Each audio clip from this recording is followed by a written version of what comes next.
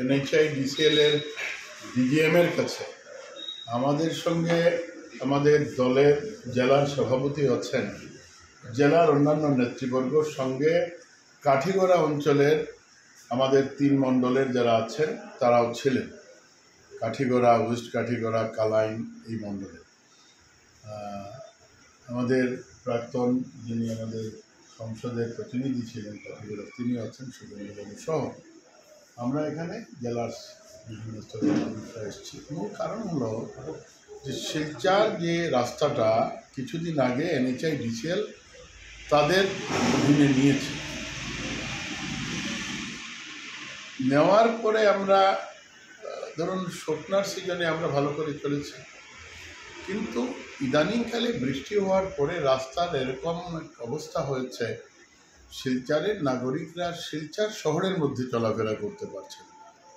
আমি আজ থেকে 4-5 দিন আগে দিল্লির থেকে কথা বলেছিলাম, আমাদের জেলার সভাপতি এসেছিলেন, আমি ওনার টেলিফোন থেকেই কথা বলেছিলাম এনএইচআই ডিসিএল এর ডিজিএম এর সঙ্গে।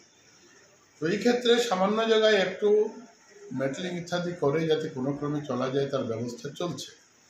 আজকে আসার মূল কারণ হলো যে শিলচর শহরের রাস্তাটা এনএইচআই ডিসিএল এর মাধ্যমে যতটা আছে যাতে তার ওয়াইডেনিং হয়, তার কোনো জায়গায় রেজিং করতে হবে।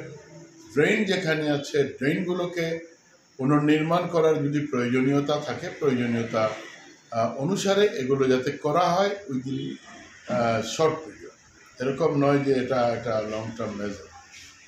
তিনি আমাদেরকে আশ্বস্ত করেছেন যে এইখানে শিলচর শহরের ব্যাপারে ডিপিআর তৈরি হয়ে যাচ্ছে। আমরা 2-3 দিন আগে কথা বলেছিলাম, যেটা আপনাকে বললাম। তো শিলচর শহরের ডিপিআর আজ বা কালের মধ্যে পৌঁছবে গুয়াহাটি, তার টেন্ডারও হয়ে যাবে। আর ঠিক তেমনি করে কালাইন যে মূল রাস্তাটা আছে, মানে ড্রেনের প্রবলেম আছে, মূল রাস্তার প্রবলেম আছে, সব মিলিয়ে জমা হয়ে যাচ্ছে জল। আমি পরশুদিনও দেখে এসেছি, আমি নিজে গিয়েছিলাম। সব মিলিয়ে এই কালাইন রাস্তাও যাতে ইমিডিয়েট যাতে যানবাহন চলাফেরা করতে পারে তার জন্য কিছু হয়তো সেন্ট্রেবেল ইত্যাদি ব্যবস্থা, ইমিডিয়েট ব্যবস্থা করে দেওয়ার কথা তিনি বলেছেন। আর সঙ্গে সঙ্গে আমাদের ভারতমালার কোনো জায়গায় কাজ হচ্ছে। ভারতমালার কাজ কালাইনে বা কাঠিগড়া মণ্ডলে, কাঠিগড়া বিধানসভা সমষ্টি যা আরম্ভ হয়েছে। পুনরায় যে রাস্তাটা এখন হতে যাচ্ছে তার অ্যালাইনমেন্টের ব্যাপারে আমাদের কিছু কথা ছিল, কারণ যেদিকে অ্যালাইনমেন্ট নিয়ে যাওয়ার চেষ্টা চলছে, এই দিকে অ্যালাইনমেন্ট যদি যায় তাহলে ইন ফিউচারে এটা মানে ফ্লাড লেভেলে, ধরুন ফ্লাড লেভেল থেকে উঁচু যদি করতে হয়, অনেক আর্থ ফিলিং ইত্যাদির কথা থাকে। তো আমাদের কাছে একটা অ্যালাইনমেন্টের প্রপোজাল আছে। এই প্রপোজালটা আমরা দিয়ে গিয়েছি। আমরা ওদেরকে বলেছি যে অ্যালাইনমেন্ট আপনারা দেখে নিন ভালো করে। এই অ্যালাইনমেন্টে যদি হয় তাহলে জনসাধারণ উপকৃত হবে, ইন ফিউচারে রাস্তাটার পারমানেন্সি আসবে, এবাভ ফ্লাড লেভেল হবে। এই কথাগুলো নিয়ে আমরা এসেছিলাম। সঙ্গে এনএইচআই ডিসিএল এর যে রাস্তাটা তাদের হাতে আছে, যেটা ইস্ট ওয়েস্ট করিডোরের পার্ট, এই পার্টের ব্যাপারেও আলোচনা করতে এসেছিল।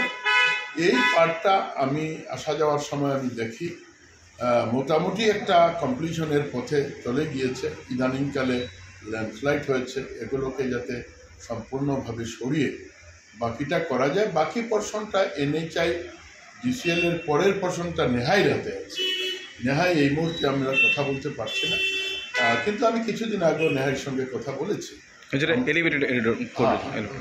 এলিভেটেড রোডের যে পোর্শনটা, কাজেই নেহাইয়ের কথাটা এখানে বলে লাভ নেই। এনএইচআই ডিসিএল এর যে কথাটা আছে, এই কথা নিয়ে আমরা সামগ্রিকভাবে এসেছিলাম। আমাদের প্রায় ঘন্টা অবধি এখানে আমরা চেষ্টা করেছি যাতে তাদের সঙ্গে কথা বলে আপাতত, কারণ বৃষ্টির মরশুমকে আমরা রুখতে পারি না, কিন্তু বৃষ্টির সময় যাতে জনসাধারণ চলাফেরা করতে পারেন, অন্তত কিছুটা সুবিধা করে দেন, তার জন্য আমরা অনুরোধ করে গেলাম। আর পার্মানেন্ট নেচার অফ ওয়ার্কের জন্যে আমি ওদেরকে বলেছি। আমি ইদানিংকালে আপনারা জানেন 24 তারিখ আমাদের পার্লামেন্ট আরম্ভ হবে, নীতিনজির সঙ্গে কথা বলব। যাতে পার্মানেন্ট নেচার অফ ওয়ার্ক যাতে এই বছরের মধ্যে হয় তার জন্য তাদেরকে আমরা অনুরোধ করে গেলাম। আমরা সবাই এসেছিলাম।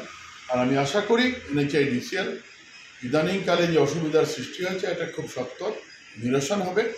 আর পার্মানেন্ট নেচার অফ ওয়ার্ক আগামী 1 বছরের মধ্যে শুধু আরম্ভ হবে না, শেষ হবে। ফিউচারে বলবো আমাদের যদি অ্যালাইনমেন্ট যেটা কারণ স্টেট ইন্টারেস্ট কারণ ব্যক্তিগত থাকতে পারে। অনেক সময় আমরা দেখেছি যে যে যে আপনার এগ্রিকালচারাল ল্যান্ডকে কমার্শিয়াল ল্যান্ড করে দেওয়া হচ্ছে।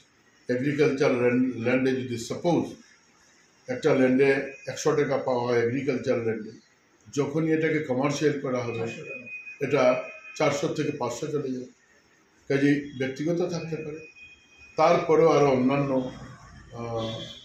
সামাজিকভাবে থাকতে পারে, অন্যান্যভাবে থাকতে পারে, গোষ্ঠীগতভাবে থাকতে পারে।